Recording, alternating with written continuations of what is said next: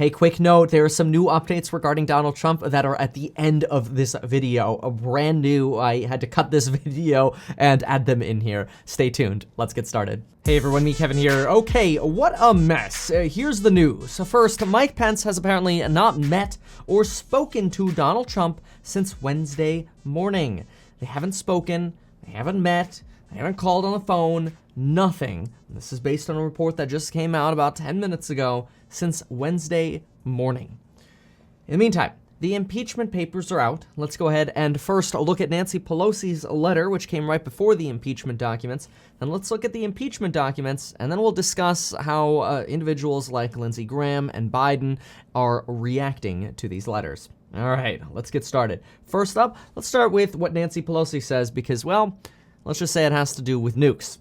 Okay, let's jump on over. So this is Nancy Pelosi's Dear Colleague letter.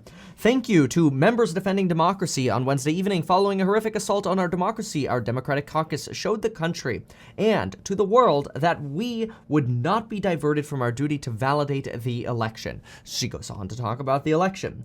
Regarding the Capitol Police, she expresses sadness that Brian Sicknick has died defending the Capitol complex and appreciates the bravery of the Capitol Police. Then, on removing the president from office, we have this. As you know, there is growing momentum around the invocation of the 25th Amendment, which would allow the vice president and majority of the cabinet, the president's cabinet, to remove the president for his incitement of insurrection and the danger he still poses. Yesterday, Leader Schumer and I placed a call to Vice President Pence, and we hope to hear from him as soon as possible, with a positive answer as to whether he and the cabinet will honor their oath to the Constitution and American people. AKA, Nancy Pelosi here is just saying, yo, we called Mike Pence, and we're like, are you gonna invoke the 25th Amendment to get Trump out or not? Well, so far, Mike Pence has, while he hasn't spoken with Donald Trump, he's also icing Nancy Pelosi and Chuck Schumer on this. We can only imagine that Mike Pence knows why they're calling. Anyway, nearly 50 years ago, after years of enabling their rogue president, Republicans in Congress finally told President Nixon that it was time to go. Today, following the president's dangerous and seditious acts, Republicans in Congress need to follow that example and call on Trump to depart his office immediately. Now, while we have had some Republicans in the House come out and say that Donald Trump needs to resign or be impeached, so far we have only had one Republican senator come out that Donald Trump needs to be removed immediately, and she is from Alaska. But for right now, we're going to focus on this letter. Then it says, preventing an unhinged president from using the nuclear codes. This morning, I spoke to the chairman of the Joint Chief of Staff, Mark Milley, to discuss available precautions for preventing an unstable president from initiating military hostilities or accessing the launch codes and ordering a nuclear strike. The situation of this unhinged president could not be more dangerous, and we must do everything we can to protect the American people from his unbalanced assault on our country and democracy. Remember, this is coming from Nancy Pelosi, okay? But that's interesting. Apparently, we are told that no worries, the nuclear codes are safe and precautions are in place to where Donald Trump can't just push a button.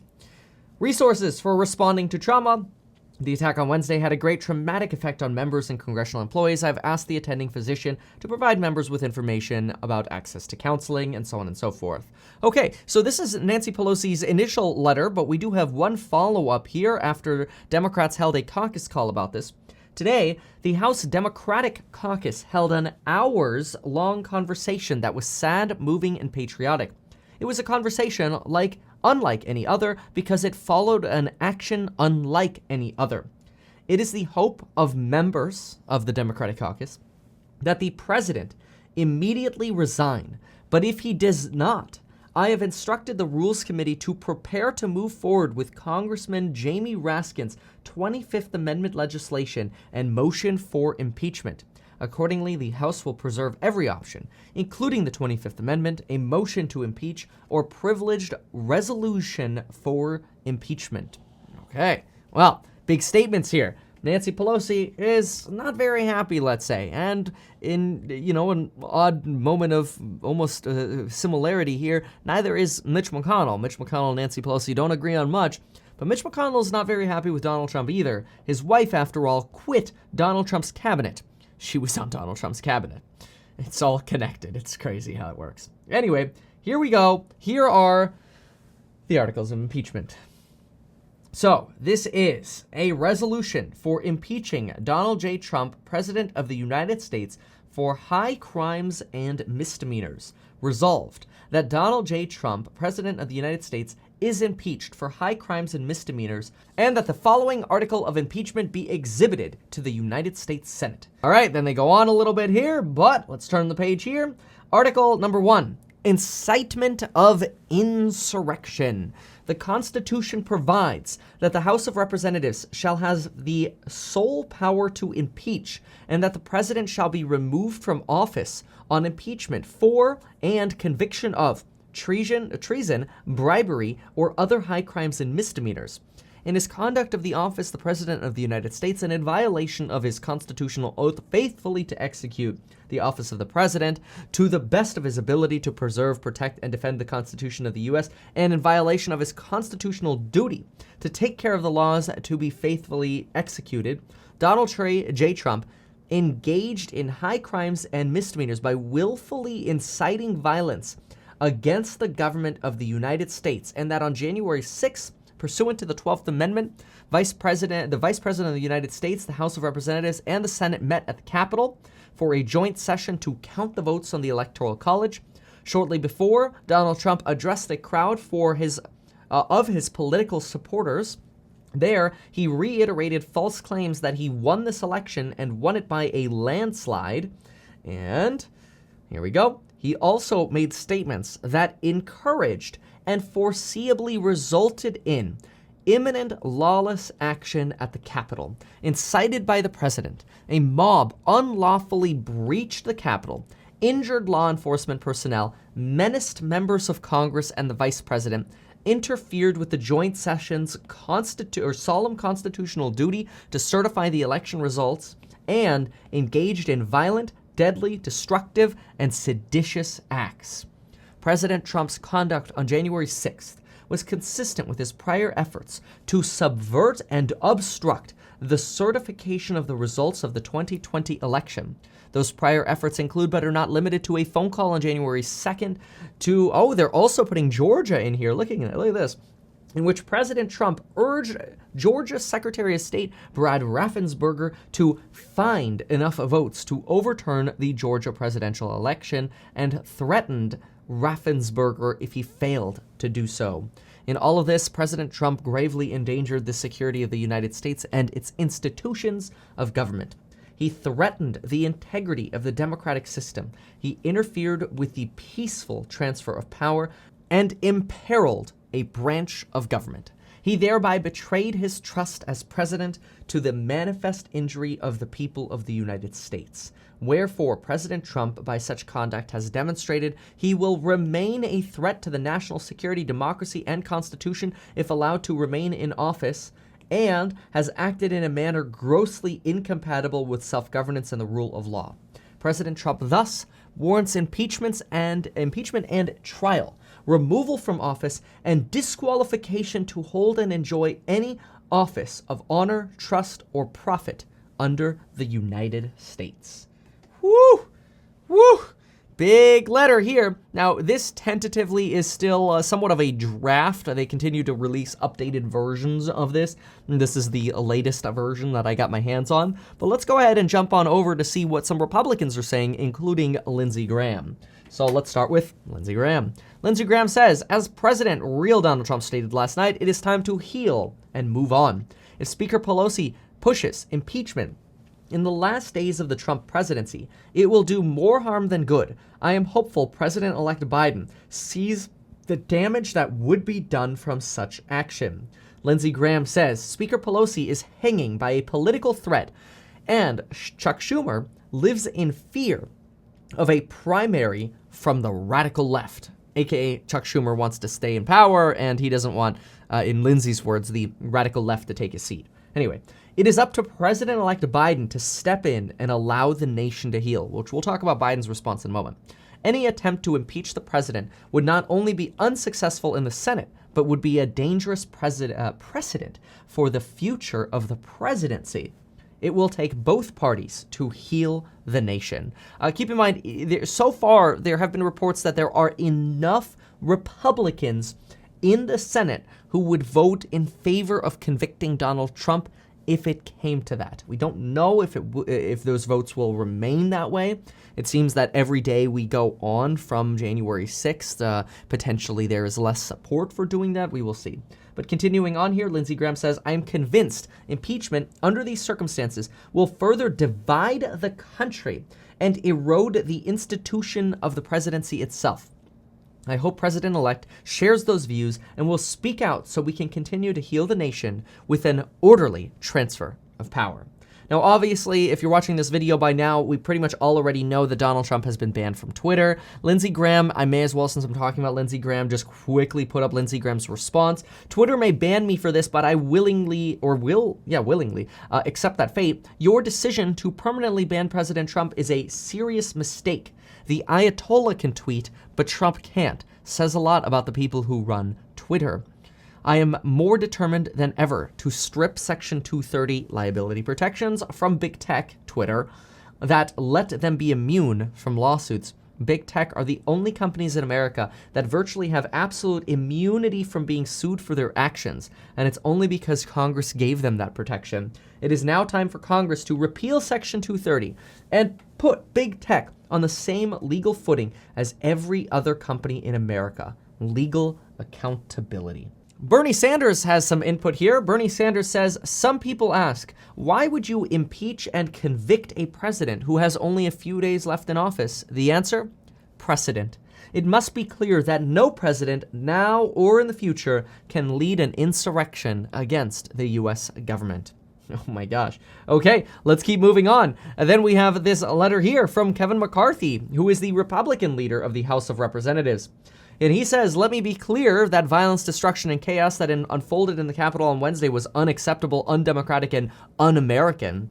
When I spoke to President Trump on Wednesday, I told him he had a great responsibility to intervene and quell the mob and start the healing process for our country. Over the coming weeks, we will work with law enforcement to bring anyone responsible for the violence to justice. Lawlessness and extremism has no place in our way of life. Our country is not just divided, but we are deeply hurt.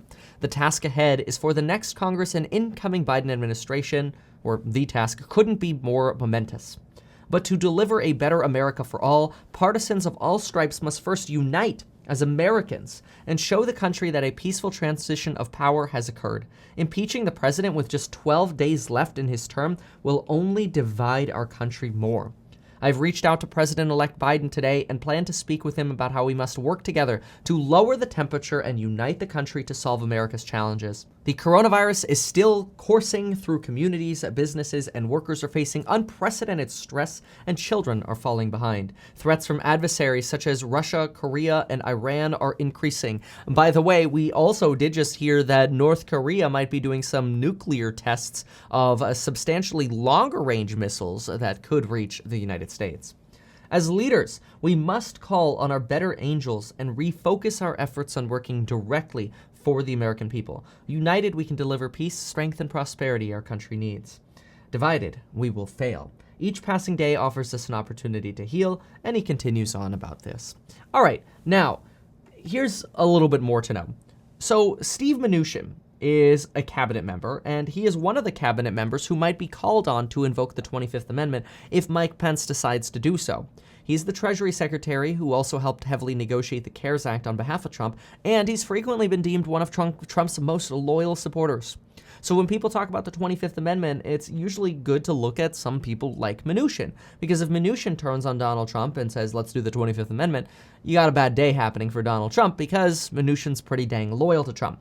Now, Steve Mnuchin has now publicly condemned the rioters for their siege, and in private has reportedly fumed over Donald Trump's handling of the Capitol raid. But Steve Mnuchin has also said that he's spoken to individuals and other cabinet members about Article 25 in detail, but argues, much like what Lindsey Graham says, that the risk of invoking Article 25 creates too many more dangers and divisiveness and would not stand to unite the country. So Steve Mnuchin appears to be out. Now, regarding Joe Biden's stance, well, Biden says that the quickest way to get Donald Trump out is Biden's swearing-in ceremony. And Biden says that Trump is not attending the inauguration. We already know that. But Biden says that Trump not attending is, quote, one of the few things he and I have ever agreed on. Quote, he exceeded even my worst notions about him. He's been an embarrassment to the country, embarrassed us around the world. He's not worthy to hold that office. That's from Biden. Additionally, we have a statement that when Biden was asked again about impeachment, Biden said, quote, what Congress decides to do is for them to decide. Additionally, I have literally a breaking update that just came through as I am filming this here. The update says, Trump says he will look into, quote, building out our own platform in the near future, end quote, after Twitter suspends him. Okay. Very interesting. There's already commentary circulating about where he might host this, that Apple and Google might be unlikely to host these any kind of platform or app.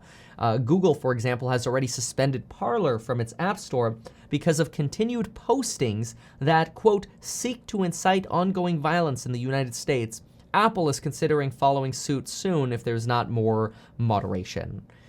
Okay, well, that's, oh, and then, wow, look at this. Actually, we have more updates here.